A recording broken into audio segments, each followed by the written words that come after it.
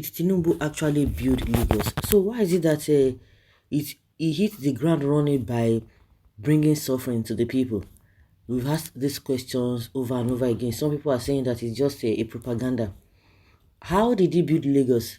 Of course, we should have seen the evidence. They say, "Oh, this man, he knows the economy, he's this and that, he's prepared for the job for a very long time. So why is it that there's a problem for him now to hit the ground running and begin to make progress? It's not supposed to be a hard thing." I heard some people saying that, oh, he's trying to learn on the job, trying to see things. Really? Was that what we were told before? When you said he built Lagos, how did he build Lagos?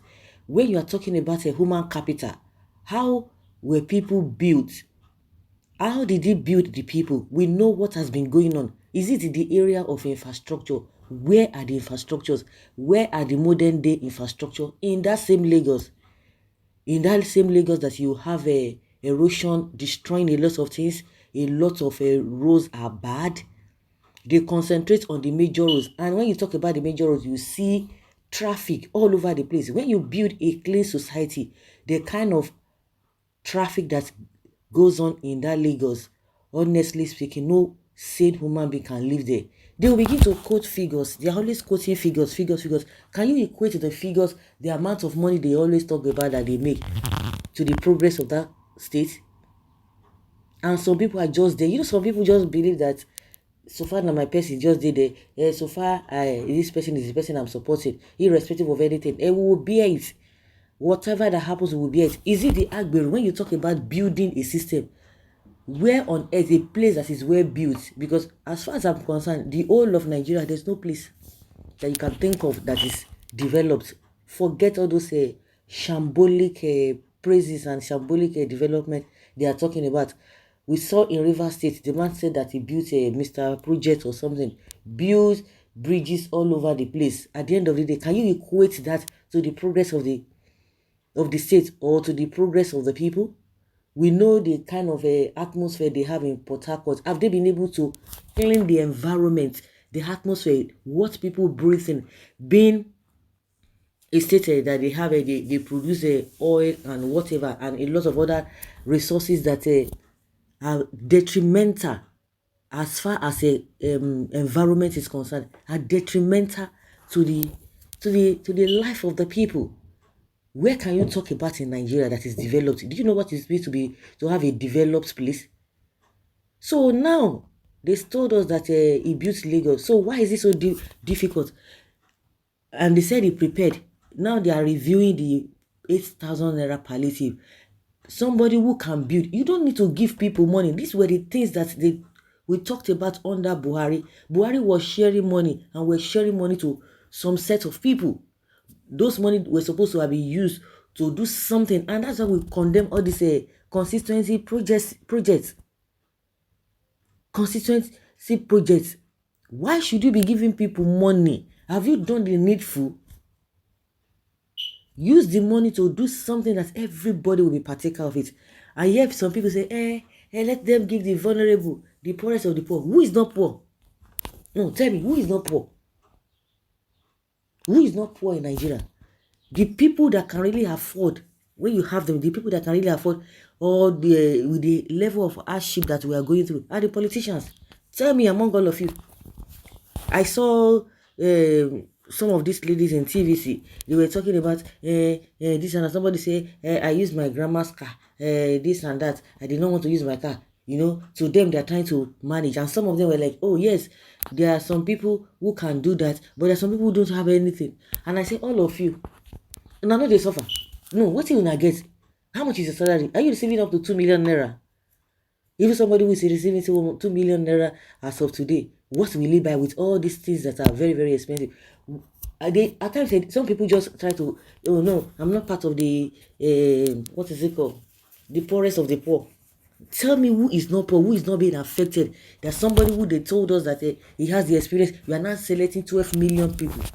Is it up to 12 million people? 12 million household. That means in a household, you will have about 4 or 5 people in a household. So they are the ones that will share that money.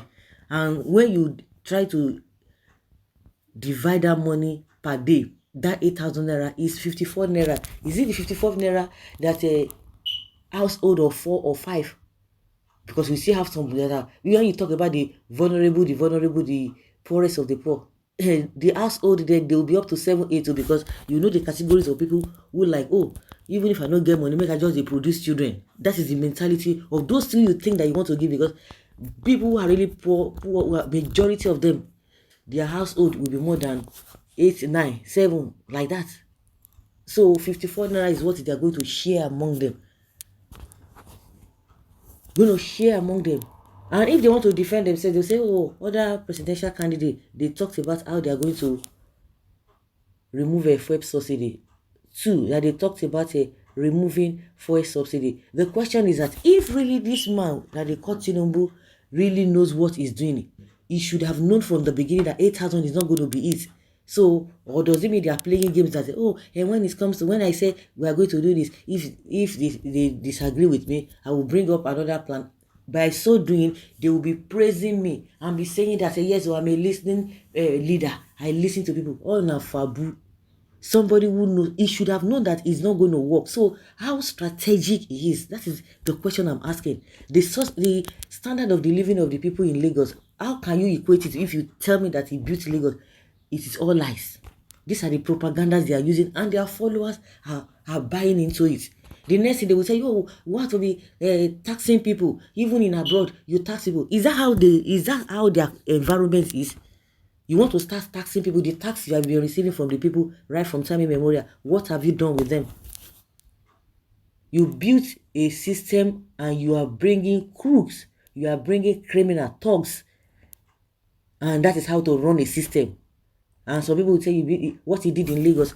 If really he did what he did in Lagos that you are talking about, I don't think we should be having these problems, because we know that that building of Lagos is a lie from the pit of hell.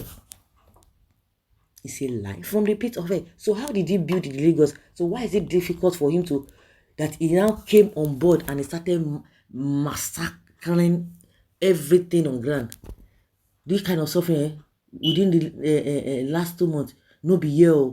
What is the difference between Tinubu himself and Emefiele? Because he went to Paris and began to yarn up that under Emefiele, that Nigeria became poorer. So now Nigeria become richer now. Since he came on board, Nigerians have become richer. The question is that if he did not talk about this fuel subsidy the very day he came on board, at least Nigerians will still have been rolling with the lifestyle of Buhari before he will come out and do something. Some people told us that oh, he was just using that statement that he will continue from where Buhari stops, that he knows what he's doing. He just used that to deceive Buhari. So can we say the same thing now? How can you come that same day and everything just changed today? What is the difference between now and the Naira crunch under Emefiele that he himself has brought untold hardship to Nigerians? The question is that if he did not remove that fuel subsidy that time he did, as he was being sworn in, will heaven fall? Heaven will not fall. That's to tell you, no planning. You are going back again to go and review the palliatives. People said, don't give anybody palliatives. Are they telling us that after the 6 months you have given people that money, that the economy will be better, then people will begin to find their level? Is that what they are telling us? It's just unfortunate. So guys, leave your comment down there below and let's have your take.